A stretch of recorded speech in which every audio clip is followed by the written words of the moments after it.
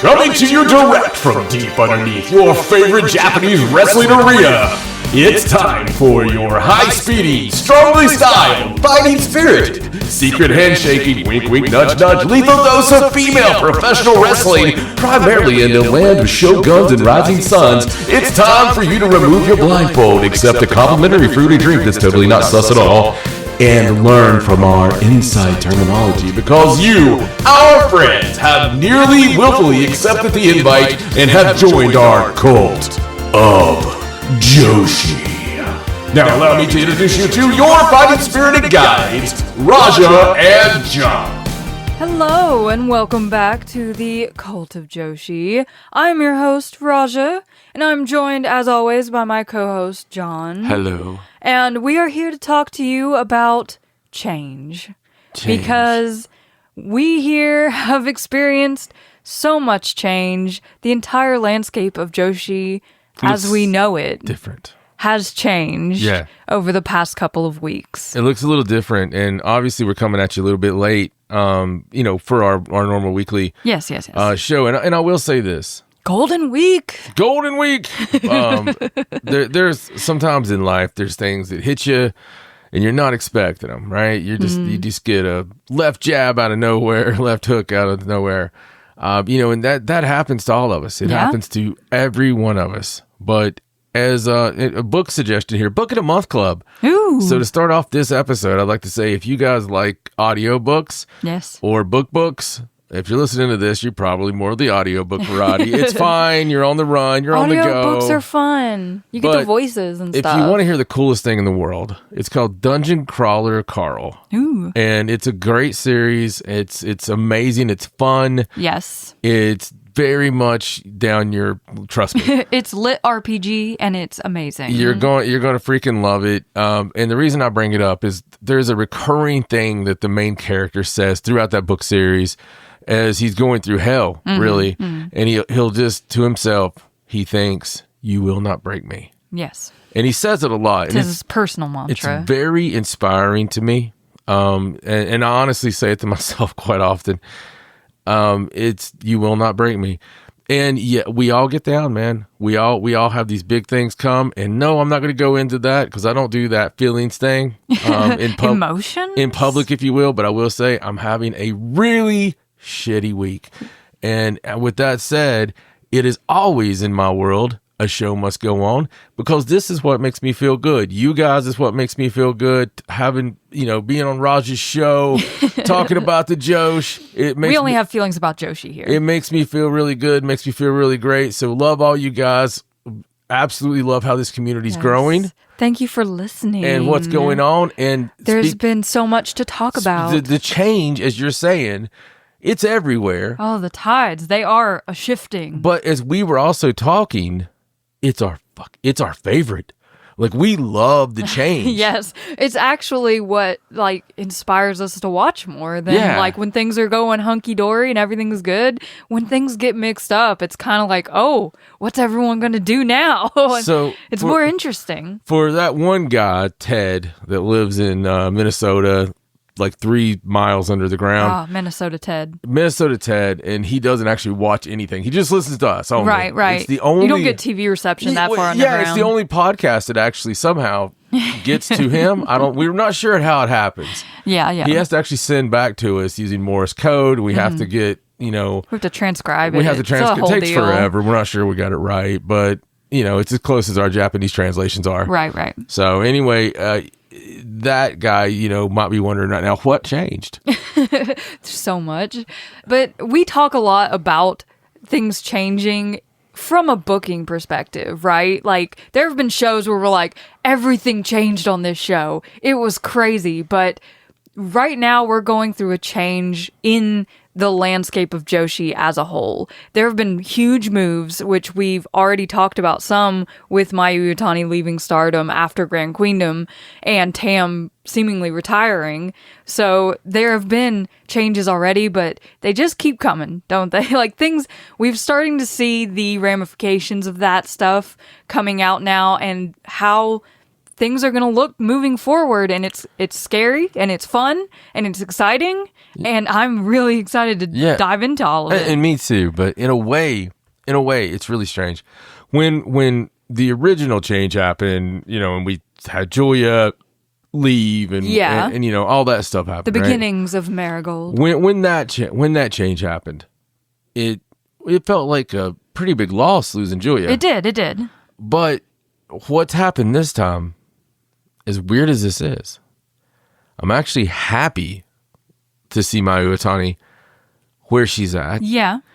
Because she's supposed to be there, kind of. Right, you know? And I hate when somebody is somewhere under false pretenses. Right. And it feels more and more and more and more. Yeah, like, because then nobody's having a good time, right? It feels like that was a fake smile that we've seen. Yeah, and when you watch it, you can feel that, and it makes it less fun. Yeah, because it's the Mayu Iwatani smile again. And, but the good thing about that is, man, you just got to rip that bandage off, bro. Really, you just got to go for it sometimes. Yeah, and I feel like what we have right now in Stardom. The beginnings of something. Yeah, and it's the Stardom go forward roster. It is. Like, people are going to have to start stepping up and showing what they got, filling spots. Marigold feels like the Marigold roster. Yeah. You've got a really, Sendai is already, we kind of solidified that a few weeks ago. Yeah.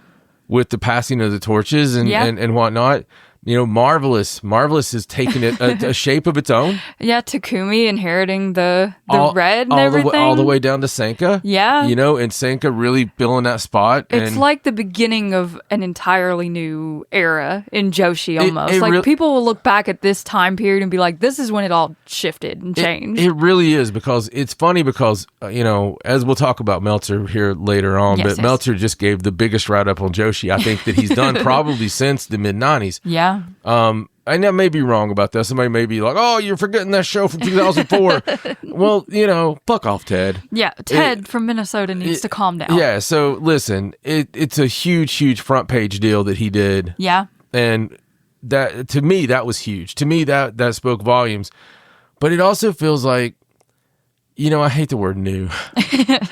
but it is like this new era, as you're saying, but for everyone. And that's what's so strange, is it almost feels like it's good for everyone. Yeah, like everybody's getting a little bit of something here and there. And even over here in America, we're starting to see ripples of it. Just an hour ago, we were watching Dynamite and we saw the little teaser on the women's match with the little spider crawling down from the top of the screen. And then it was confirmed by Fightful that Tekla has signed with AEW, so coming from Stardom into AEW, along with Mina Shirakawa, there will now be Tekla.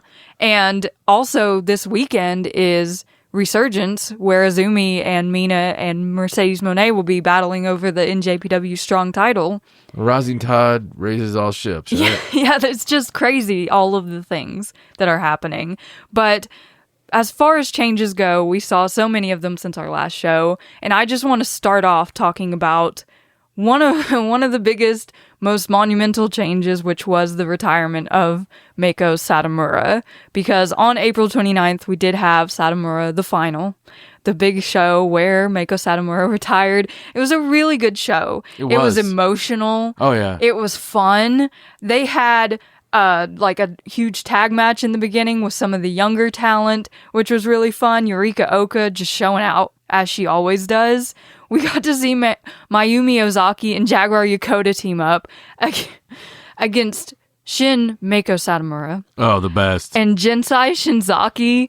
And it was just the look on Jinsai's face through the whole match. Yeah, man. Was wonderful. And of course, Hiro Tasakura dressed as Meiko Satomura. If you've not witnessed this pleasure, then you're missing out. I have to wonder who's who, Yeah, she looks it's so uncanny. Yeah. They're one for one. The Battle Royal was one of my favorite just moments of the night because they had announced a lot of talent, of course, like Soy and Zone S and Miyuki Takase, the standards, but then people keep coming out. You had Sonoko Kato, who is a Gaia original, Takumi Iroha, Nanai Takahashi came out, And then they start throwing in Takako Inoue, Kyoko Inoue, Oh. Shinobu Kandori, and then Minoru Suzuki.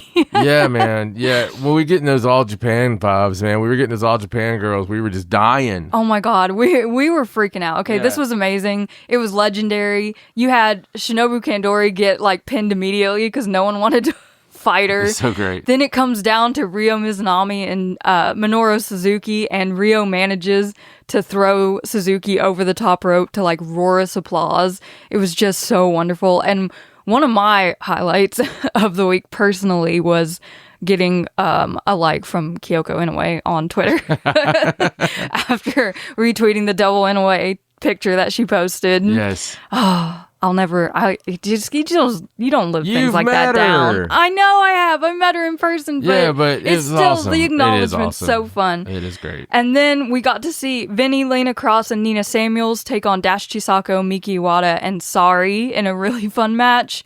But then came the match of the evening, the main event tag match, where Manami teamed with Meiko Satomura to take on Chihiro Hashimoto and Aja Kong. And the match itself was really good. It was a great match. It showed everything that Meiko loves to show when she's in the ring. Manami was just a little spitfire. Chihiro throwing people around, and of course, Aja Kong being Aja Kong. She looked in tip-top shape Oh, it was great. in this match. She was fantastic. And Meiko did Such a sweetheart. get the win over Aja Kong. She used her axe kick to the head to pin Aja Kong. But it was what came after the match. It's such a beautiful mess. There was parts in that match. Oh my God, it was crazy. Parts in that match were just so fantastic, and then there were parts in this match that were just a beautiful disaster in the best of ways. There was one moment where Aja brought her trash can in, and the ref was like, "You can't use that," and she's like, "It's the last time. Let me use it." And he was like, "Okay, why not?" There was times when I could have swore she was just like in another era. Yeah. You know? Yeah, just- she was living it Yeah. up. And she was, after the match, she insisted upon having a 5-minute match where she got to tag with Meiko Satomura on the same team. And they ended up facing Yuna, Senka Akatsuki, Miki Iwata, Takumi Iroha, and Chihiro Hashimoto in a quick little 5-minute 2-on-5 match, which was really silly. There was no winner to that, obviously. We won. Then we had Chihiro Hashimoto just sobbing on the mic again. She said she wasn't going to cry, but she did. She made it a long time. And then, oh God, probably my favorite moment was Aja Kong talking to Meiko Satomura about her retirement and telling her that among all the wrestlers that Aja has faced in her career, Meiko's one of the only ones that has made her feel like she was making her stronger. Right. Because, like, of course, people in her own class and like people older than her had given her that feeling, but she'd never met a younger wrestler that had made her feel like she was getting strong in the ring just by facing her. Yeah. And that she gave that honor to Meiko Satomura. And she said she felt that their battle would continue because she would get to face the girls that Meiko Satomura continued to train and bring into wrestling. And it was just a really beautiful moment. Yeah, no, it was. And they hugged, and it was seeing Aja Kong in tears is just, it was crazy. And at this point, we're gone. Yeah, no, We're it lost. it was beautiful. We've seen Aja show emotion, but this was very special. Yeah. And you just love it. And I love it when I finally see, Meiko actually have a little emotion. 'Cause She tried so hard. she's a tough bird, man. She doesn't show a lot of emotion. She's It was very kind of funny, stoic. and we'll get to the part that's coming up. My favorite part, my Yes. favorite moment is, Well, I mean, there's so many. my favorite moment is still to come here. Yes, after Aja Kong's speech, we got some video packages from Kairi Sane, Io Sky, Asuka, Hiroshi Tanahashi, Shinsuke Nakamura, and Devil Masami, all wishing Meiko Satomura well in her retirement. And then people began to come to the ring while Meiko's song played, and starting with her parents, which was very sweet. The English commentary was like, I've known her for 30 years and I've never seen her parents before. Yeah. So it was just a very nice moment They that usually they came pick her out. up down the street. Her dad wearing the Rock Your Life Away shirt, Yeah. which was like, we're like, can we get one of those? Which I want. Yeah. Right now, the best song ever, as I played last week. Yeah. It was so good. It's such a good song. All of the Gaia wrestlers who were here all got in the ring together for a picture. Bull Nakano. And then, much to our surprise and almost dying, Akira Hakuto, who Meiko has wrestled many times across her long career. Akira Hakuto coming out looking like Mrs. She was so beautiful. Looking like Mrs. freaking Beaver Cleaver. Oh my goodness. It was like, oh my God. She was gorgeous. She's a dangerous homemaker queen. And just seeing her in a ring again, even in a suit, like, it's like a moment, okay? Oh, it was amazing. It was amazing. It was just, oh God. Following Akira, Lioness Asuka came out. And then, of course, after Asuka was Chigusa Nagayo. She came and she got in the ring. And as soon as she got in there, Meiko just lost it. Isn't that she crazy? was like a little girl again, just getting into wrestling. She sees Chigusa probably weekly. Yeah. And it's just, it depends on the situation, doesn't it? It does, really. Sold out, old school looking Cork and Hall with banners and people up in the rafters. Yeah, and, it was packed. You know, raucous and all wearing the red and just the whole ambiance of it. So when you have, you know, I'm not going to bury the lead, but the Crush Gals. Yes. You know. Yes. Chigusa, her trainer, of course, her senpai. I guess it's just a very strong connection that they have. And she brought Meiko a picture of them together, like a very artistic poster of them together. And then she called Lioness Asuka back into the ring, and Meiko got to get a picture with the Crush Gals. And they did the pose. And, yes. You know, and a lot of those people in the fans, you know, a lot of them were probably 1985 Crush Gal fans. Absolutely. And it was freaking awesome. It was so cool. It was a great moment. And then following all of that, the final person to come out was Jinsai Shinzaki, who brought her flowers. And he seemed very broken up himself to be talking to her. They had a little moment in the ring. And then we did the 10-bell salute to her career. And, you know, she gave her final address and she was gone. And she turned into smoke. And then Meiko Satomura was a wrestler no more. Yeah, it was the strangest thing. And of course she's going to stick around in wrestling as a promoter. She's going to be working behind the scenes in Sendai Girls and making it better and bigger for all Joshi wrestlers to come. And she'll have her, you know, special out of retirement match in about 2 years, probably for the first one. Probably.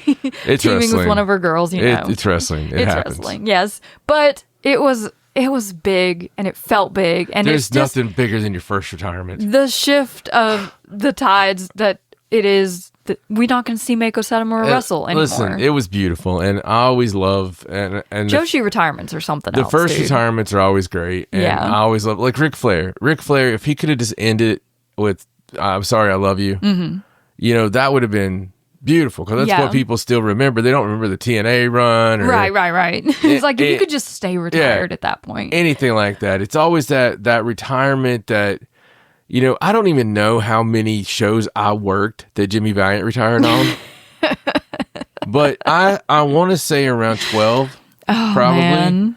The last time you'll ever get to see Jimmy Valiant in this town. Yeah. You know? Right. And you got to do the last show in every town, right? No one ever says anything. Why would you? You know, but oh man, it's wrestling, and listen, that is wrestling, right? That's the spectacle, that's the beauty. Kind of like, you know, when we were watching the greatest ending of all time in wrestling. Oh God, you know, it was one of those type moments. It was. Just perfect. You know, that's all you can say. It's perfect. Yeah, and I mean, we've watched a few retirement ceremonies in Joshi wrestling of just like wrestlers from the 80s who we haven't watched for years up until that point, and like wrestlers who retire that we don't know that well, and it's always emotional. Like, even if you don't really know them that well. I think the difference is in Japan, there's something called respect. Yeah. And it's not brought to you by Twix. Right. You know? It's just the retirement brought to you by love, brought to you by respect, brought to you by all these people who have watched you through your career. It doesn't have to be live on Fox. It doesn't have to be, you know, it doesn't have to have 49 sponsors. It doesn't have to be a DVD set. It doesn't have to be all this shit, right? It's just respect and it's love and it's people actually caring and real emotion. There's nothing put on about any of that. That's real emotion. Yeah, and it makes you wonder, like, I think we mentioned it while we were watching this. It's like, is this what Tam was not given? Like, did she miss out on all this pomp and circumstance? Think about Tam. Think about the moment she had on that stage. I know. That moment's hard Think about Tam as also in the fact that Tam, for all her greatness, Tam was what, like 5 years in? I mean, I'm not being mean, but I'm just saying, Tam was one of these flashes. Like it was flashes. It's like a comet. It was flashes of greatness and wonder and incredibleness, right? Right. But how long was Tam truly Tam on top? Right, yeah. I understand what you're saying. Meiko Satomura. And Tam gets to go out just the same way she came in. Just a flash. Meiko Satomura has trained countless people. Meiko Satomura has crafted her own legacy. Yeah. Meiko Satomura has traveled the entire world and has left lasting marks on people in dojos in Orlando, in Tokyo, in all over the world. Yes. She's changed the Joshi as we know it. She is part of a lineage that is going to continue on in Joshi. You know, these two things are not the same. They're not. Truly. So what was Tam given? Well, she was given what she also created, what she earned, what she made, which is the greatest finale of a match in the history of Joshi. A beautiful story, which I think she's what she would want. Yeah, that's what I'm saying. That's Tam. Yeah. The Tam verse is insane. Like Tam Road couldn't end any other way but just insanity. And how many people could we actually watch come out and Tam command them to tell her how beautiful she is? You know, it's just different.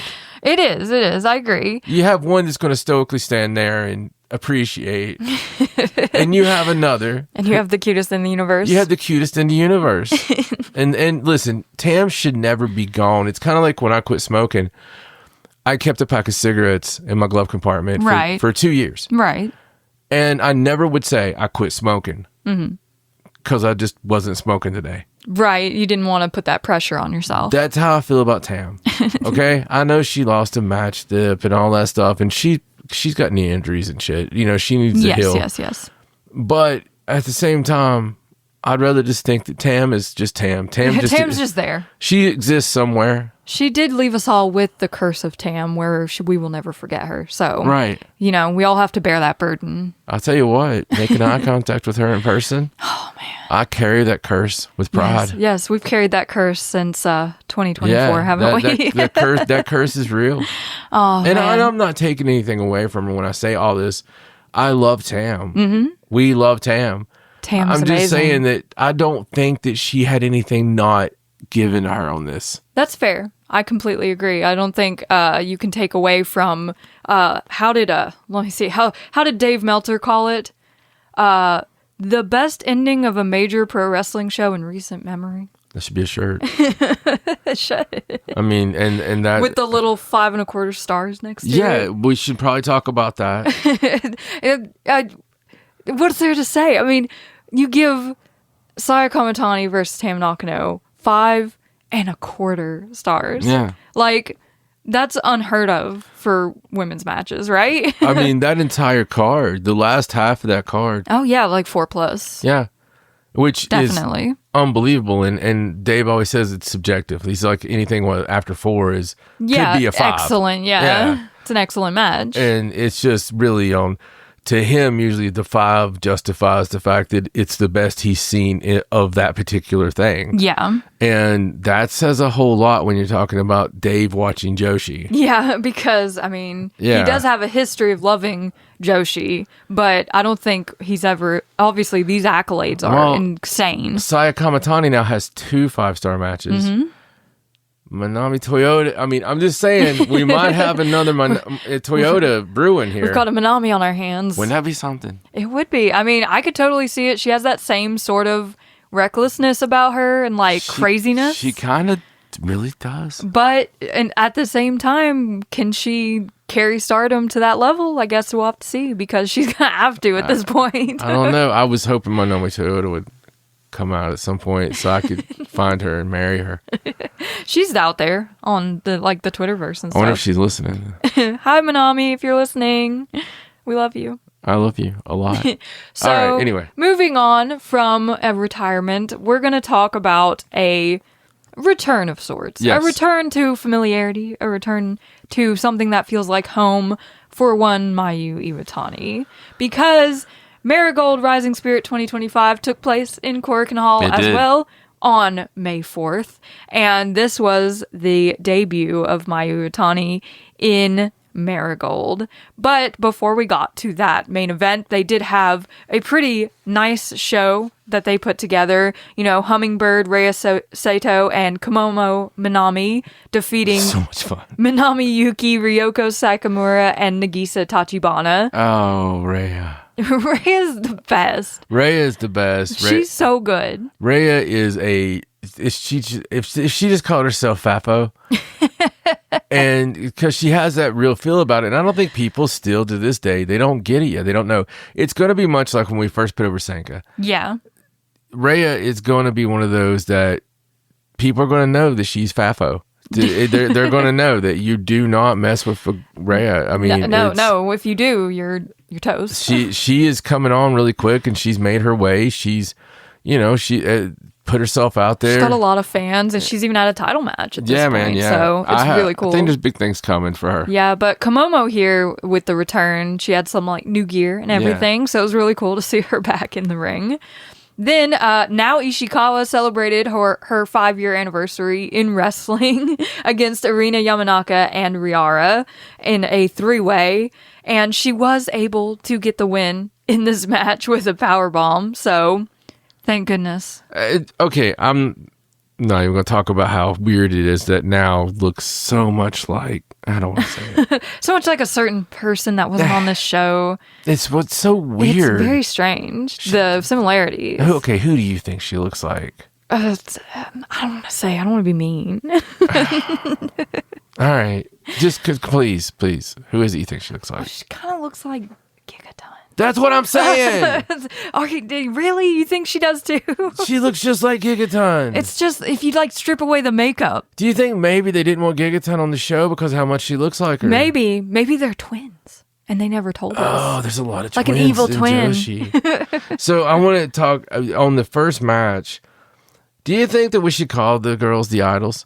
We need factions. Oh, you think Minami Yuki, Ryoko Satomura, and Nagisa Tachibana need to be just the idols? Because they are. They are, yeah. I just think it's cool. I just think something with idols in it, you know? Because Marigold, they only have one faction as of current, right? Yeah, the heel faction, Darkness Revolution. Right. So they need to start making some babyface factions. Yeah, I want some factions. I love good factions. I just want some factions. I want factions everywhere, honestly. I don't know. I think that they should just let Stars go over there. Yeah, just reform Stars, but in Marigold. I think we should come to some kind of agreement that it's going to be we're going to restart Queen's Quest. We need to take Utami though, and you can have Stars. Yeah, we'll let you have the name Stars. We're going to take Utami.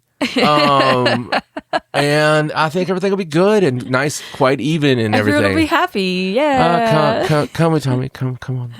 Come along, Tommy. We're starting Queen's Quest fine. back. We need you to save Saya. She's crazy. Yes. After that match, in a 6-man, Natsumi Shozuki, Chikagoto, and Chanyota defeated Megaton, Chiaki, and Nagisa Nozaki. So, poor Chikagoto. She actually got the win here, which I was very happy about. She did. So, I'm a huge Chikagoto fan. Yes. She tries so hard. And that's why. It's she has won me over the time that we've been watching just because she gets the absolute snot beat out of her and just keeps coming. Yeah. She's the epitome of gambate. It's I'll do my best. But one of my and you do, girl. One of my favorites is Shizuki. Who doesn't love Natsumi Shozuki? She's scary. She is scary because she's fucking... Listen, if you guys haven't watched... Shizuki's crazy. She will come for you. We've talked about Poi being nuts and in a scary way. Yes. Shizuki's much like that. Can you imagine? It's a similar vibe, yeah. Can you imagine Natsumi Shizuki versus Natsupoi right now? No, I can't, but I want to. I want to see that. That's one that's a dream match I want. Like Shizuki's double knees versus Natsupoi's drop kick through the ropes. Yeah, dude. Yeah, because they both have this. It's almost like she can't stand still. Like she has to be violent. Yeah, I mean, some of the best violent Natsumi Shizuki matches are against Misa Matsui. Like, if you ever see them against each other, they hate each other. That's gonna be bad. So I can only imagine what she would do against Natsupoi. I bet they crash in each other's cars and stuff. Like that's what they do in the ring, honestly. After this match, after Chika Goto's win, she addressed Koki Amurai, who was on commentary for the show. She's like, you've been injured a while. Don't you think it's time you came back? So it turns out that Koki will be coming back on May 24th in Yoyogi for the anniversary show. Oh, yeah. And I don't know, she was like, I don't care if we face in a singles match or a tag match. I don't care. We just need to get in the ring together. So damn right. Koki's coming on back into the ring. Following that match, we had a special singles match. Miku Aono, the ace, if there ever was one, of Marigold, versus Kazuna Tanaka. And Kazuna, bless her heart, she tries her heart out when she's in the ring. Of course, she's a second generation wrestler from both sides, mom and dad. So she has a lot to prove. She's got a chip on her shoulder. She's been dealing with back issues since her career started, but she put on a good show here against Miku, and she did lose to the Styles Clash, because that once Miku Aono hits you with the Styles Clash, you'll be seeing stars. Oh, seeing stars all the time. Best theme song. She's so catchy. It's top 5. It's definitely it's like Meiko Satomura, Miku Aono. Miku Aono's theme song is top 5 of any song in wrestling. Yeah. I mean, it's so catchy. It's easy to sing because you can hear the words very clearly. So it's just get stuck in your head. It's all the time seeing stars. You can't not sing along. After that, for the United National Championship, the Untitled, Mai Sakurai versus Misa Matsui. And I saw a lot of people kind of upset about the outcome of this match. People thought Misa Matsui should have won the title here, but we thought so too. Mai Sakurai tapping her out to keep the United National title. That's strange that people thought the same way as we did. Yeah, I mean, Misa Matsui really, she went for it in this match. She really tried, but no, it seemed like the right thing, didn't it? It did. It felt like it was time, like a good time to shift away from Mai Sakurai, but she's still the champion. Maybe they're thinking other stuff. Maybe. Following that match, Shino Omakai came to the ring and asked Mai Sakurai if she could debut against her. And Shino is turning 16 very soon, so she's ready. She knows that she's ready to debut. And then we had the 2 big boy matches, 2 very good matches, starting with a tag match, Mirai and Seri Yamaoka versus Utami Hayashishita and Victoria Yuzuki. And Victoria cracks me up, okay? She gets in there and she's just so aggressive. Always. In like a scary way. Yeah. And she just, I don't even know. Like, sometimes I don't even know what she's going for. Listen, man, Victoria Yuzuki is sloppy and scary. Yeah. And just, it's almost all over the place. You hear the thing about Puppy of Big Paws. Mm-hmm. She has the biggest paws. She does. And all kinds of energy. It's like a puppy with zoomies. She's nonstop. Big paws. And she scares the shit out of me watching her wrestle. I'm always locked in because I never know what's going to happen. But I can't take my eyes off. I know. It's like a car wreck. Yeah. I can't stop watching. It's 100% a car wreck. But I love it. But this story between Utami and Mirai is just so interesting, where Utami is basically like not giving Mirai the time of day, like even at the start of this match, she's just completely ignoring her. Yeah, it doesn't make a lot of sense. No, that's not usually Utami's vibe, right? She's not usually mean. With who they are. Yeah. And if, it's fucking Mirai. Yeah. Like, Mirai deserves it. She deserves respect, and she deserves a title shot, and I assume she's going to get one. But she didn't win this match. Utami won this match with the hijack bomb, so. True. But it just cracks me. This match was fun Yeah, to watch, it but was. it cracks me up how crazy all of these girls are. Like every single one of them in this match are completely out of their minds. Oh, absolutely. And that brings us to the main event, the Passion Countdown. Nanai Takahashi versus Mayu Iwatani. Jesus Christ. Holy crap. Okay. Mayu came into this. Okay, she came out, first of all, tears in her eyes, just completely tearing up, happy to be where she is. It was very clear that Being she paid was, with SpaghettiOs and she couldn't be happier. she's just overjoyed to be in Marigold right now. And she's talked a lot of smack about how there's like nothing going on in Marigold and how nobody's gonna be able to save it except and she for talked her. about the botches and everything Yeah. else. You know, the elephant in the room. Speaking of elephants in the room, Sonny. You just can't help yourself. So listen, a lot of goodwill. Because I felt like a lot of Stardom fans, we don't have to have the same tribalism that you have in the States. No. So I felt like a lot of fans of Mayu Iwatani, we're going to tune back into Marigold and, you know, Give it a chance. Give it a chance. Because let's face it, if you tried giving it a chance a couple months ago, aside from a bunch of, you know, growth, Yes. boss and botches, and, you know, a few things here and there, it may have been tough Yeah. to stick with it. But, you know, I felt like a lot of people, you know, putting your best foot forward, having a good show going. And we're getting ready to see just a damnedest main event, right? Oh my just God. Great stuff. Holy crap. And Sonny, God damn it. Why did you have to do that? Why did you have to say, you know, hey, listen, I know for a fact Homegirl was going to come over right off the bat. She had things she had to do, you know, and she had that belt. She had that movie coming out. She had the commitments. She literally couldn't leave. Literally couldn't leave. There was 3 girls, you know, but she told me she was going to come back then. There was 3 girls that told Rossi that to start a Fed, and it was Tam, Julia, you know, Mayu Iwatani. and Mayu Iwatani. It had to throw the Tam thing in there, right? Right. I'm like, dude. It just feels, it's like, do you want people who are very loyal to Stardom to turn off your program? And listen, this isn't hate that I'm giving out. No, it's this is constructive not, criticism. This is not hate. We didn't turn it off. This is from a place of love. Okay, I think you do a lot of great stuff for the translations. I think you do a wonderful job on commentary. I think Telling her the I think story. you do a wonderful job on pushing and the Fed and Marigold's socials is. They're popping. Yeah, man, they're always spot on. They're fucking on fire all the time. Yeah. So, you know, all that said, I'm just saying, everybody likes to get a good shot every now and then. I get that too, but come on, man. This is, in my opinion, this is the perfect olive branch time. Yeah. Of saying To welcome people in. Yeah, say, hey guys, this would be a great time. Love the fact that a lot of you are the Mayu Iwatani fans. Maybe watching Marigold for the first time. Yeah. Here's what's going on. Yeah.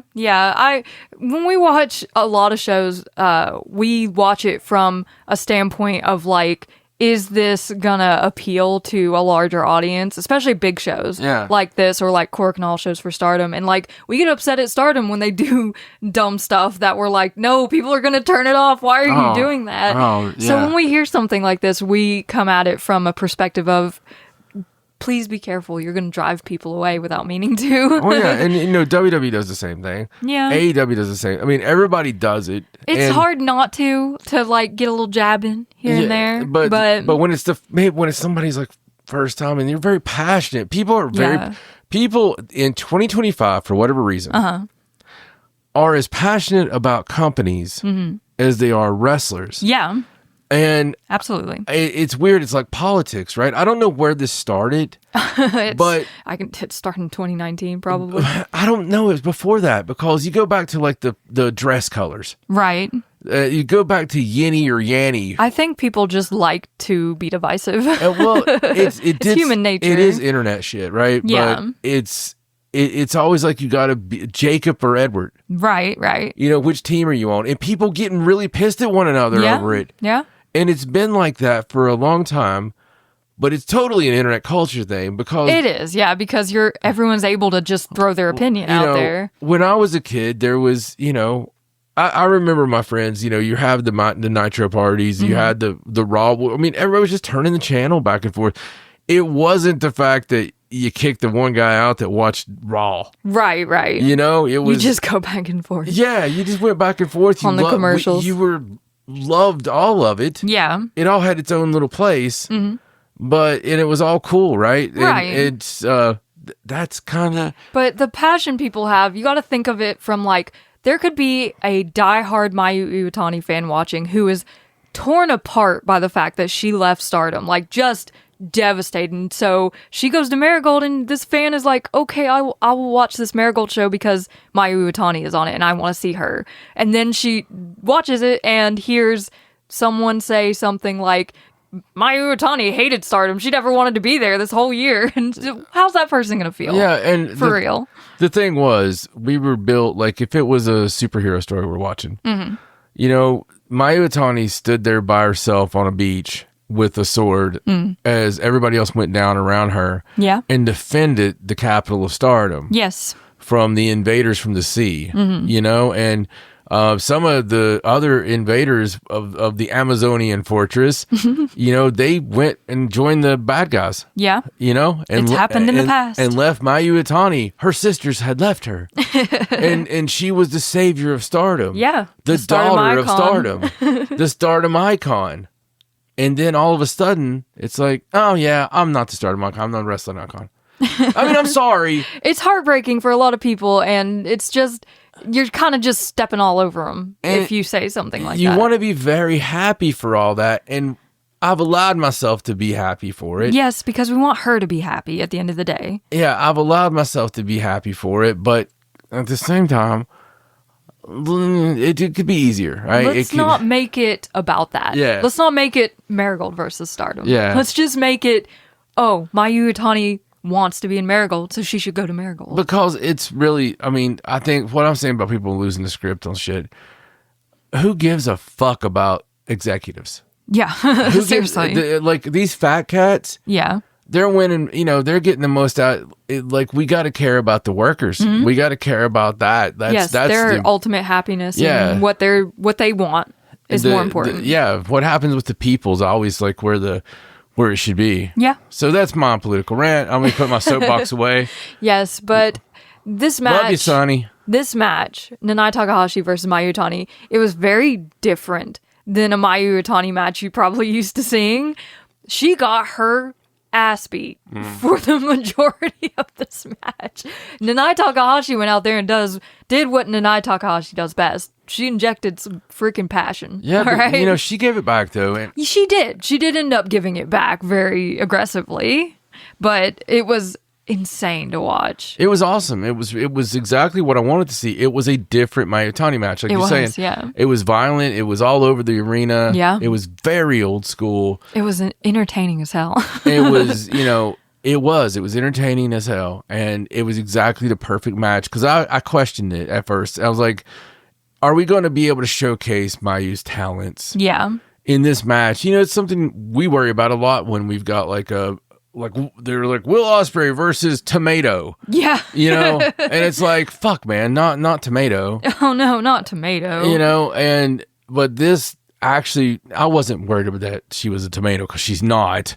But I was worried it was going to be a very just back forth chop fight. Yeah, me too. And instead, you know, my God, it was amazing. It was an insane match. I mean, it's got over 9 on Cage Match already. Yeah. So, you know, it's been a good couple weeks for Joshi fights. It has. And this was just another one. Go in the books, you know, another great main event. But that's just another example of how things are changing. An embarrassment of riches lately. It really is. It really is. And Stardom, honestly, they're doing perfectly fine on they're starting up, like, they're in the starting stages of building new stories at this point. And they had a ton of shows over Golden Fight Week, 5 to be exact. That's why this show's kind of late, because they just kept coming, show after show after show, and we wanted to make sure we got all the Golden Fight Week shows out of the way before we did this show. But the way that I would like to present this to you, listening audience, is through the lens of the final show from May 6th in Fukuoka. And as we go through these matches, we will talk about the current storylines that are being built over the past week and what is coming for Stardom through these stories as we see it. Yes. So, Stardom Golden Fight Week in Fukuoka from May 6th started out, surprisingly, with Sayaka Kurara and Saoriano versus Natsuko Tora and Saya Kamatani. And this was surprising because this is the main event storyline right now. It's Sayaka Kurara trying to cash in her Cinderella wish for a red belt title match against Saya Kamatani. And not only did this match kick off the show, it kicked it off with a bang because Hate attacked Cosmic Angels on the way out to the ring and just completely started the show with a crazy smosh of people. It was insane. Great. It was a really energetic way to start the show. But as we know, Sayaka Kurara has this wish that she wants to face Saya Kamatani, but Saya Kamatani's coming at this from an angle of, you don't want this. Yeah. It's giving look what this red belt has caused. Look, you don't understand the weight of it or that you should be scared of it. It's almost like Saya's trying to protect Sayaka from the darkness that she herself has been going through. I didn't look at it like that's very interesting. That's what I take from it, personally. On the 29th, Kurara actually got rolled up immediately following Grand Queendom by Azusa Inaba, which immediately seeds doubt in her ability to face Saya Kamatani for the red belt. And I love the facials, like Poi's face during that, because Poi's been, giving venom off about everything. She's having a hard time. She's not dealing well with Tam leaving, it seems. And then on the next show, on the 1st, Kurara actually rolled up Saya Kamatani, which allowed her to present the contract to Saya Kamatani once more for the red belt match, which Saya had yet to sign. And she kind of just took it and left with it.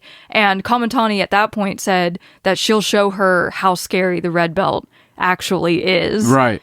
And then when it came to the 6th, when they faced in this opening match, after the match, when Kurara was pinned with the Star Crusher, Saya Kamatani tells her, and this is a direct quote because it was just perfectly said by Kamatani. She said, "Hey, you damn Cinderella, this is reality. On May 11th at Corkin Hall, I'm going to make you understand the weight, the fear, and the awesomeness of this red belt. Don't think you'll come back alive." She didn't call her shitty Cinderella? It might have been. The translation I saw said, damn. So the translation I got said, "Hey, shitty Cinderella." Either way, I'm going with mine. She thinks she's a dumb Cinderella. Yeah, I'm going with mine because I like shitty. It's like just because you won the Cinderella tournament and you wore a princess dress, you think you're entitled to the red belt, the World of Stardom Championship. And she said it with the perfect, yes, the perfect Joshi clap bag voice. Absolutely. Love it. After she said that, Kurara actually grabbed onto her and refused to let her leave at first. And she said that she admired Kamatani because she never gave up, no matter what anyone said to her. So on May 11th, she might not surpass her, but she will cling to her back and never let go. I believe that. Me too. I believe that. I love the reckless abandon she also wrestles with. And, she's added so much to her repertoire. And how do you make new stars?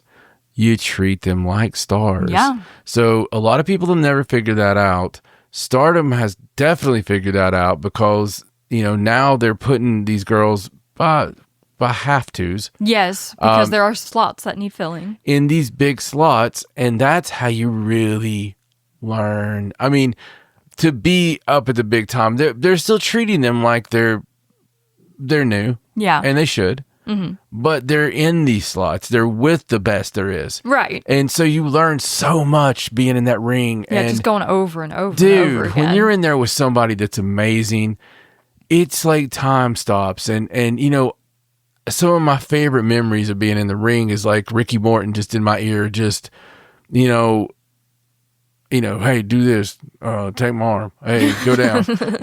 Just all this shit he would tell me. Yeah.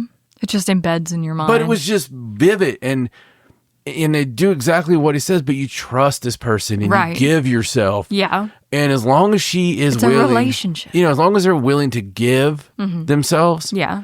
These very talented senpais they're in there with can make it amazing. Absolutely. And I don't know where this story is heading. I don't know if it's like a case of Sayaka feeling like she needs to fill Tam Nakano's shoes now that she's not there and kind of go after that red belt in her honor. I don't know if Sayaka Matani is trying to protect Sayaka or if she just thinks that Sayaka's not ready for that spot. But either way, it's going to be a really fun match that they have. I think we've now compared both of these ladies to Manami Toyota in the past, so just imagine a Toyota versus Toyota match. Oh my God. Maybe we can get Toyota's niece to come referee it. It's just because I love Manami Toyota so much, and the reason when I compare someone to Manami Toyota, it is based entirely on the fact of you didn't know what Manami Toyota was going to do. Imagine Darby Allin. Yeah. As a mid-20s girl. Crazy devil may care. Yeah, and that was Manami Toyota, just so freaking ultimately talented.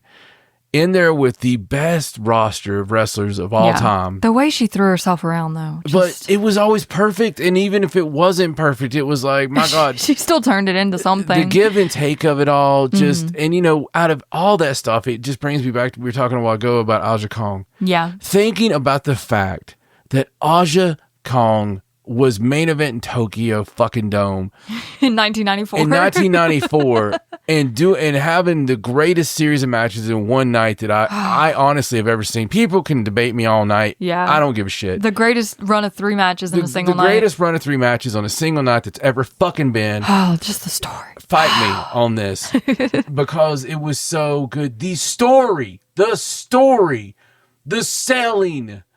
Just everything about it. The selling. The work rate. That no one will ever be able to convince me that she wasn't actually injured. Yeah. And listen, I hope she wasn't. I hope it was a work. But no one will ever be able to convince me that wasn't real. That wasn't real because it was real to me. Yeah. And it's still real to me. Yeah. And it's going to be real to me, too, when we fucking cover it. Yeah. The best night of wrestling ever. It will be, yes. Very God passionate. Sorry, yes, these are all my Manami Toyotas. Get back to it. I'm all fired up now. I want to do it right now. Did you see Darby Allin broke a world record? He did a kick flip at the highest altitude. I did see that. I also know that he's really close to all that fighting going on right now with India and Pakistan and all this stuff. Get to the top, come back down. Prayers to all of everyone that's involved in all that conflict. Scary, scary stuff. Scary, scary stuff. The next match was a 3-way, and I know you're going to have thoughts and feelings about this because it was Azumi versus Saki Kashima versus Yuria Hime. And I know that you've got big feelings now about Yuria Hime. So this one was unexpected. Unexpected. I expected certain things when we first fell in love with Carrara. Mm-hmm. Such a sweet girl. She's so much to be proud of. Yes. Oh, look, our little girl's growing up. Mm-hmm. She's doing well. And then when we first saw Akira walking down that aisle, and we were like, holy crap, where have you been? Yes. And we were very excited about that. And some of the other young girls that are out there, need I say Matoi, or need I say Senka, or need I say, any of these, like there's a lot of wonderful talent. One of the ones that was not on my radar at all from her debut, and I could say this because of where I'm going. We said it on the show when she debuted. Yeah. Sometimes you see someone like Akira, they debuted there together, and sometimes you see Yuria. Mm-hmm. And Yuria, from her awkwardness to her awkwardness, it just, God love her heart. She seemed very nervous. She seemed very nervous, but something just didn't seem right. Right. We were curious. We were like, are you sure you're in the right place? Yeah. The auditions were down the hall. But listen, all joking aside, we also said you got to give some people more time to cook. Yeah. And there's another thing in wrestling. Sometimes someone comes in and man, they're a shiny new toy or a shiny new Matoi. And they have the look already. Yeah. They have the wrestling background. They have the wrestling skills. They know how to stand with a wide stance. They know how to smile at a camera. Right. They know how to be an idol. They know how to work a crowd. And then you have other people come in that maybe don't know how to work a crowd. Maybe they've never been in front of a crowd like this. Maybe they don't have an extensive amateur wrestling or amateur judo or amateur karate background. Maybe what they have is a love for pro wrestling. Maybe what they have is a passion to be a professional wrestler ever since they were a little girl. Maybe what they have is a passion to keep trying and not give up. And the whole thing that we watch this for and we love Joshi for is something called fighting spirit. And that fighting spirit is all about encompassing and overcoming and coming up and not giving up, never giving up, and just keep fighting. Even in the face of defeat, keep fighting. Yeah. And let me tell you, after watching day in, day out, because we don't miss matches. We don't skip matches. No. Even when we've seen the same fucking Stars match 400 times. We don't skip it. No one was happier that Stars went to shit than us. We just sit and We call it love for Stars. fun. We love all the girls in Stars. But you can only watch someone do the same boot wash spot so many times without a little cringe, right? Right. So with that said, Yuria she has been silently in the background, not being the shiny new toy, not being the favorite new toy of everybody. Like, right. everybody's over here going, "Oh, did you see Stinka? She did that amazing move. What'd she do? She tried kicking out." Was that what was that? You mean what they always She do? violently tried kicking out. Yeah, that's what they do in every Joshi match, dude. Have you never seen a Joshi match? Well, I mean, it was really cool. Yeah, that's what they do in every one, dude. That's kind of the training. Or you have like Akira, like, oh, dude, she was so special. She was amazing. What was so amazing? She had that haircut. Yeah, oh, yeah. A lot of them. What? She looks like, yeah, okay, we get it. You're right. And she has other stuff and other skills to back it up. And a lot of these ladies do. A lot of these girls do. But here was Yuria. And when you are around, when you're doing like a princess thing and a princess gimmick or whatever. Yeah. And you're around some legitimate princesses, basically. Right. It's kind of like you're playing a cosplay of people you're actually in the ring with. Mm-hmm. You're actually in the ring with the people you're cosplaying. It's like backyard wrestler that has a 2 beers in his hand and some jean shorts on, and it's like, who's my opponent? Steve Austin, actual Steve Austin. And so at those times you're going to get your ass beat. Yes. And she has had her ass beat. She has had it beat tremendously. But what is funny, because before what has happened over the last few days occurred, I was having a discussion with Fraja about these very things. And I said, I've been noticing something with Yuria. I've been noticing this, I don't know, this je ne sais quoi. I've been noticing this fight in her.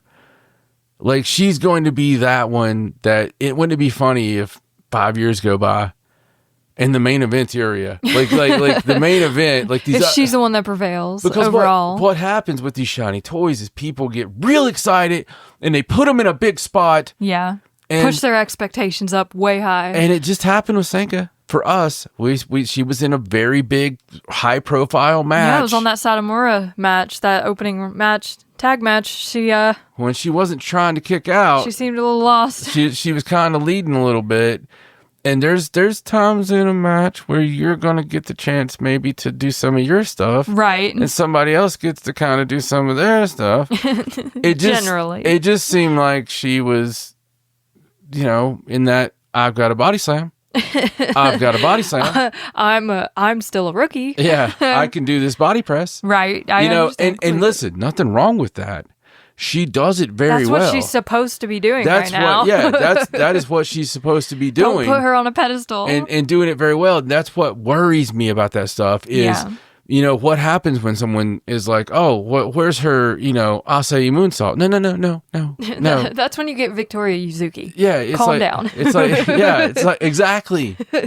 They need the fundamentals first. Exactly. Victoria, who is like, she's game. Yeah. She's like, she's ready to go. She's like, oh yeah, and she's killing herself and everybody else. But what happened was we had this conversation about Yuria, and because she's been kind of she's not in the front of the race, she's not the tip of the tongue kind of thing. But Jesus Christ, they do this thing, and we start seeing it on socials and stuff about her ass getting beat, like with Saida. Yes, and she's really taking it, being very trooper. Yeah. And the thing is, when you first get the chops, and I'm saying something about myself again, I have a hell of a chop. Even when I'm legendary chop, even when I'm not lighting my hand on fire, I can draw blood on most people in the first chop, and it's just my chop. Okay? Right. But so the thing is, those who can't wrestle chop really hard. So, what kind of fighter? What kind of wrestler are you? Well, I'm a kick and puncher. Well, did you choose to do that? Yes, when I wasn't able to do fucking anything else. So, but my chop is legit, and I got a good promo. But no, just seeing this, after you get that initial, it's kind of like when you run the ropes. You run the ropes up and down your side, you're black and blue. Right. You pretty much are never like that again. It's a very strange phenomenon. Mm-hmm. It only happens like that one time. Chops, that you'll get busted over and over. Yeah. But as far as that initial black and blue, it kind of just happens that first time. So she got that real bad black and blue from Saida and her legendary machine gun chops. But then she was wearing a shirt. She game planned. She was like, I'm going to wear a shirt this time for this match. Didn't work out very well. So she got more of the chops. Oh my God, it was awful looking the second time around. But she did a backstage interview where she said that Saida's chops are so hard that from now on she's going to be Saida's lackey. She's gonna, I think disciple was a word thrown around as well. Like the translation's always iffy. People use different words, but she essentially wants to learn from Saida at this point because Saida beat her ass so hard. So then at the May the 6th show, amazing. In the second match, we get to see, oh man. this three-way was so funny. Okay, because it started with Yuria trying to make friends with Azumi, and they team up on Saki Kashima. Welcome back, Saki Kashima, by the way. Happy to have you back. And then as soon as Yuria gets a chance, she turns on Azumi and tries to get a roll up. And then Yuria tries the chops on Saki Kashima. And they're not great. No. They're terrible, actually. And on purpose. I mean, yeah. She's limp wristing it. It was like she threw a chop if she had no bones in her arm. So Saida is offended by this. She comes in the ring. She's like, that's not how it's done. Let me show you how it's done. Yeah. Chop Saki Kashima. She okayed it with Daichi first. She did. Yeah. Daichi was like one time. Yeah. So after this happens, Saki Kashima decides she's going to try to kick Yuria in the back. So she attempts this and hurts her own foot in the doing so. So Shiri comes in, like the good teacher she is. And Daichi says, okay, one time. So Shiri kicks the heck out of Yuria Hime for Saki Kashima. And then when it's Azumi's turn, Miyu Amasaki comes in to presumably show her how to do a DDT. I assume that's where she was going. That's what in our heads. But she's like, what's she going to show her? I was like, what do you think? Miyu ended up getting taken out instead before she could do anything. It was a really fun match, but the story surrounding it is just one of my favorite lower card stories that's currently happening. And it kind of just happened out of nowhere because it was halfway through the week. Yeah. May 3rd show when the first chops happened, then the May 5th show where the singles match happened and all the color. And I think it just organically was like, okay, this is a thing now. Yeah, it's so funny because on Reddit, I was reading a thread on Reddit, them talking about it, and somebody showed the picture. Yeah. And as he got down halfway in there, some do you know what I'm going to say? Yeah. Some people are like, I can't believe she's taking advantage of her. There's such a bully. It shouldn't be such a bully. Oh, it's just awful what they're doing to her. Yeah, and it's like, all right, listen, listen, Ted. Tim. Tim. Oh no, it was Ted. It was Sorry. Ted. Minnesota Ted. Yeah. Yeah, Minnesota Ted. We don't talk about Tim. Sorry. So, listen, Ted. So in pro wrestling, you have, elder statesmen. Yes. You have senpais. Yes. And And then you have kohais. one of the rites of passage in wrestling, it's not hazing. They did say the word hazing. There is hazing that occurs, but that's also a rite of passage Yes. in its own way. And listen, there is evil kind of hazing, and then there's wrestling kind of hazing, like where you hide their gear. Right. Or you wear their gear because you should go caught it. Yeah. You hide their gear. You wear their gear. You have fun stuff. You go tell somebody that they said they're cute, or you just It's like you're in high school again. It's absolutely high school, but it also breaks the ice. Yeah. And everybody has had the chops. So you can go on this kind of easy, put your toe in the water and be like, ooh, it's very cold. I don't know. I'm going to just give me just a minute. I'm going to work my foot in there and I'm going to work. Or you can just go, oh. And you know what? It sucks at first. Yeah.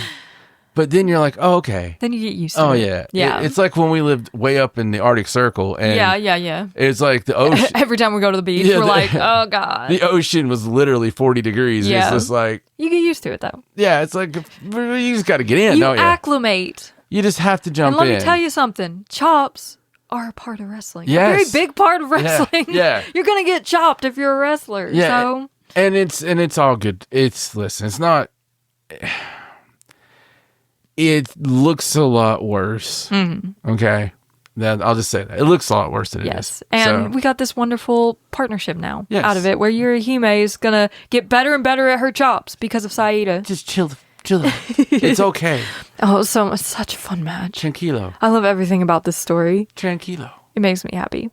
After that, we saw Rana Yagami and Lady C team up against Aya Sakura and Natsupoi. And now that Saki Kashima's back, I am glad to see that she and Lady C are continuing their very nice relationship that they had beforehand. Yeah, she can't stand. She looks like a. I keep looking for hand signals. Saki, blink if you need help. It's like that thing online, like where the girl, when they walk by, and the girl puts a little circle behind her. It's like, which I absolutely am always looking for now.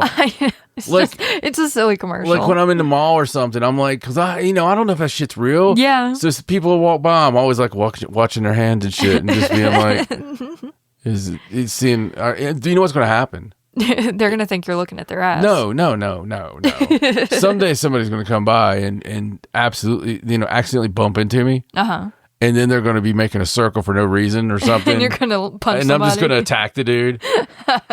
Run, darling, run! Oh my goodness. There were hand signals in this match between Lady C and Natsupoi trying to get theirs over on each other. Yes. There's not really a story in this match, like a huge story that came out of this. Natsupoi and Aya Sakura have named their tag team though. They've called it Fairy Blossom, which is very cute. Because Poi is a fairy and Sakura is a blossom. Do not explain it. Just for the people who might not know. Don't explain it to them either. They can figure that one out. Fairy blossom sounds like a type of flatulation. Flatulence. Fluctuation. Oh my God! It's like it's a fluctuating. It sounds like a flatulence. song from the '80s. Fluctuation. Like I really like the way she smells. Naming a tag team is a big deal, though. Like it's going to be a regular thing moving forward. Well, you've got Karate Girl and Fairy Girl, so yeah. And Rana and Lady C are actually a really fun tag team. I like every it. time we see them out there together. Yeah. It's not like Rana and Tomoka or anything, but no, it's not. But I like it. I mean, and they a lot of them just get random names. Just for fun. So. Just for fun. And at this point in time, we all need to have some fun, right? We do need fun, but I love seeing this stuff like develop. You got to throw shit at the wall. Yeah, see what sticks. Honestly, after that, we saw Waka Tsukiyama and Hanako versus Momo Kogo and Saida, who we talked about earlier with Yurihime. But the Hanako has had a pretty good run over Golden Week. She had quite a few wins over the course of the week. Not in this match. Momokogo and Saito won this match, but Hanako is preparing for her Wonder of Stardom championship match against Starlight Kid, which is actually at the Korakuen Hall show on May 21st, not May 11th, which is very confusing because there's 2 Korakuen Hall shows in May this month. But so she's gearing up for that. She's trying to train up for that Starlight Kid match, which she's gonna have to because It's Starlight Kid. Starlight Kid. Saida actually ended this match talking about how she feels that it's her duty to lift the tag team division in Stardom up to greater heights, and how she's going to defend her Goddess of Stardom belt until Hanan comes back. Hanan's been missing, so we're just kind of waiting on her to get Hopefully back. someone finds her and, May Sarah soon. Yes, bring Hanan and May back, please. Because 2 of the best hands that we still have. Yeah, they've just not been around. I guess they're banged up from that. Oh, probably. show. Yeah, May Sarah for sure is banged up after that Suzu Suzuki match. After that, we had a tag match between Miyu Amasaki and Starlight Kid versus Rina and Konami. And the story here surrounds the Artist of Stardom championships because on May 1st, Rina, Konami, and Ruaka faced the Artist of Stardom champions, Miyu Izumi and Starlight Kid, and Hate ended up losing by disqualification because Konami decided to low blow the referee, just blatantly kick him right between the Damn legs. that Konami. I have no idea. And after this disqualification, Rina, Konami, and Ruaka took the Artist of Stardom belts away from Neo Genesis. They just outright stole them. So then Rina decided to claim that the champions are weak. They can't even take their belts back when they're right in front of them. They have no chance of ever getting them back. So they're just going to keep them and save them from Neo Genesis. Yeah, I mean, it's one of the oldest tropes in wrestling is like, and I always liked it growing up. It's like, if you're tough enough to take it, pal, Yeah. right here it is. Yeah, it's like possession's 9/10 of the law, right? Possession 9/10 of the law, which is totally fucked up because it's It is. not. It's not. No. Like, It's like, just because I'm holding it doesn't mean anything. it's like, go steal something right now and let the cops show up and just tell them as soon as they show up. Sorry, sir. I totally heard that possession is 9/10 of the law. I possess this, so it's mine. Yeah, so 1 through 9 says it's mine. I just want to see the cop's face. Yeah, it's like, oh, I guess you're right. Yeah. Okay. Sorry. I'll leave you to it then. Yes, it's a really fun story surrounding the artist belts, which have just kind of been sitting there for a while because, I mean, one of the champions is the Wonder of Stardom champion, so she's busy half the time with that. But the hate group of Rina, Ruaka, and Konami are trying to, I guess, come after those belts legitimately at some point. And the Rina and Konami did win this match because they used the artist belt to smash Miyu Amasaki in the face and win the match. So I'm all for all that. it's been fun to see them. And I actually thought when we watched the night before, or 2 nights before, actually, Wrestling Dontaku, when Starlight Kid didn't have the Artist of Stardom belt with her, and it was cool. It was like a little crossover. It was really fun. It was awesome, and it was cool to see that. Yeah. Then, after that, Azusa Inaba and Ruaka took on Tomoko Inaba and Shiri, and this was actually a prelude match to the JTO title match that Azusa and Tomoko are having at Taka Taichi Mania 4. So that match has already happened, but they have been building up to this singles match like hardcore, especially on socials. Like Tomoka has been posting a lot about her younger sister. Family pictures. Yes, and talking about how she used to always worry about her and how her and her mom would always have to watch Azusa because she'd be getting into trouble here or there, and they were worried that she was gonna like kill herself or something. But now that Azusa's becoming independent, she kind of feels lonely, but that doesn't matter because she's going to beat her for that JTO belt. So this was a fun little prelude, and we got some... Did that pull you in, that story? It did. Yeah. It did. Like, seeing Tomoka, like, talk about her sister, it always gets me, Yeah. the sister thing. Yeah. And having the sisters on separate sides, like, they do that a lot in Joshi. It's like, these two cannot coexist, so they're going to be on opposite Sisters sides. are always opposite, aren't they? They are. I mean, for the feels most part. For the most part, yeah. You don't often see sisters teaming up like you do in America. Like, you have so many sibling tag I just teams. mean in real life. in America. A lot of times there's a good sister, bad sister, so Yeah. to speak. Well, it's I'm sure it's. It depends, like, the opinion. if you have a sibling between you, usually you could get along. Right. But if you're right next to each other, it's like, no way, Yeah. Jose. But Shiri did end up winning this match with the ground Suzaku on Ruaka, which looked really nasty, and Ruaka seemed pretty messed up about it after the match. It was crazy. But yeah, that whole Azusa Tomoka thing is super fun, really cool. Yeah. So that match is probably really awesome as well. If you're going to watch Taichi Mania 4, those shows are always a lot of fun. Oh, always. It's on New Japan World. Then Akira Kuragane, Suzu Suzuki, and Yuna Mizumori took on Koguma, Hazuki, and Maika in this main event in Fukuoka. Of course, we get Fukuoka Triple Crazy in Fukuoka for Maika's final match before she leaves to have surgery on her elbow.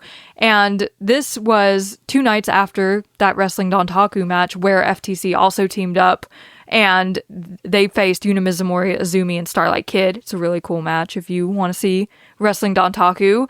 But this has been an interesting time because Suzu has been teaming up a lot with FWC. In matches, like a couple of times throughout Golden Week, we saw Suzu with Hazuki and Koguma and even Akira at one point, and it just goes, it makes you wonder. Makes you go, Makes you think that maybe Hazuki and Koguma might be heading to a little Movida Loca, maybe. Yeah, it's, I can see that happening. And also, it doesn't make any sense at all. I mean, No, it really doesn't. Susie wanted a heel group that was a real heel group. She wanted a heel group that was different. And if you put Koguma in there, it's got too much comedy. Right, yeah. Koguma has been comedianing it up this week. Like, I don't see her doing that. I mean, it's just not, it just makes Hazuki would make sense, I think. Yeah, Hazuki, if we force her away from Koguma. Yeah, I don't know if you can break up FWC. You gotta really piss her off, right? Yeah. Just have her in there all pissed off with black lipstick. Yeah, make her depressed again where she's wearing the hoodie out so that Koguma elbows her again. Yeah, but it's been weird. Like, Akira was on her own at the beginning of the week, and she took on a lot of losses across this week. She's a rookie, so that's understandable, but Suzu seems to be fine with it. She's just like, all right, I know, help but you it out. Seems like we debuted this new team and we haven't done shit with it since. Yeah, and I know there's a lot of stuff happened since then, and I think maybe we're on a holding pattern with Meisera. Yeah, a little bit. And Movida Loca, I know, are scheduled to turn up at the bigger shows like the Korakuen Hall shows and stuff like that. So I think they're going to be more of like, those members might be more of a special attraction for a while. Right, but I'm just saying we've not had anything from Movida Loca. No, not anything except that blood match. So that's it. And again, we've had a lot going on. I get it. Yeah. And that's what's interesting right now is there's so much, this whole week has felt like a holding pattern of sorts. Yeah, just sort of recalibrating.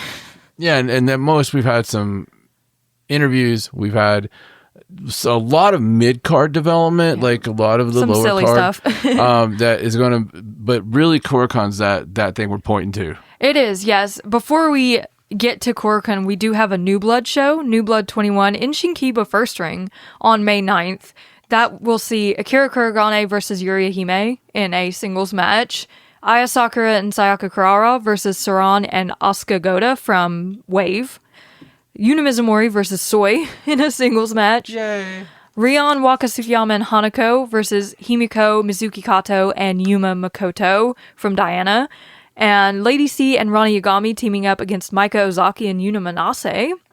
And then Nanami, Hina, and Tomoka Inaba versus Fuki and Death, Rina, and Azusa Inaba. So, fun little new blood to gear us up for the big show on 5/11. They've done some cool videos on it too, with some cool promos. Yeah, absolutely. But as far as May 11th goes in Korakuen Hall, the only match that's been officially announced is Sayaka Kurara versus Saya Kamitani for the World of Stardom Championship. There is, as of recording, there are no other matches on the card. So can it be a mystery vortex? I hope it is. I love a good mystery card. Yeah. Like, just throw everything at us that we're not even expecting, and I will absolutely love it. I don't think Sayaka Kurara is going to win the World of Stardom Championship in Korakuen Hall, but crazier things have happened. Okay? You think... I don't know. I couldn't tell you at this point. I really don't know. I don't think she is. No. My first instinct is no, Saya Kamatani is going to remain the champion. But if you're going to take a dare, If you're going to change everything. if you're going to take a chance Yeah. and use her as like transitional Jones, and or let this be a launching pad for something with Poi. If Saya Kamatani just completely loses it and breaks down. I mean, I don't know. I don't think she's going to either, but I do think it's going to lead us somewhere. I think it's going to lead us somewhere huge. Me too. I think this Cork and Hall is definitely a stepping off point for big things, I think. Yeah. And I expect surprises. This has to be development for the rest of the year. Yeah, like we have to start building toward Dream Queendom at this point. I know we got the 5-star before then, but that's its own story, all on its own. 5-star Grand Prix. There's a lot of stuff. What was the name of the card that reset everything last year? Oh, it was it the conversion? Conversion. In June? Yeah, and that's going to happen again. Yes, they're having it again. So last year, that was kind of like the reset. It was like the beginning of Neo Genesis, and it was the Mika Iwata Sariano match. So it was a big night. I think they're going. Oh, and the Queen's Quest. Yeah. Breaking up. Jesus Christ. It was a big night. Big night. change. So yeah, some things we got to have some surprises. Yeah, and that's only a month and a half away. So well, I mean, there's going to be surprises at Cork and Hall. yes, as always. And I hope that people show out. That's the thing. I know they will. I'm hoping that they got a lot to prove. Sell the hell out. Even though that they've lost a couple people. I hope that they sell out. The thing is, if those people were just sick and not on the card, it would sell out. You wouldn't even notice. Yeah, it's like, oh, they're just not here this time. It's a mental. Fine. It's a mental thing. It is, and they'll get it back. They'll find their footing in this new era of Stardom, and they will climb back to the top. But that's all we have for you this week. Thank you for sticking with us, even though we were a little late this time. We wanted to make sure and get everything that we could into this show for you before Cork and Hall happens. But make sure you're following us on our socials at Cult of Joshi so that you know when episodes come out. Subscribe to our YouTube channel, the Cult of Joshi YouTube channel. Like and subscribe and comment on this video and let us know your thoughts and feelings about all the things that we talked about, because we love to hear your opinions. But for now, I'm Raja. He's John. So long from the Cult of Joshi. Bye.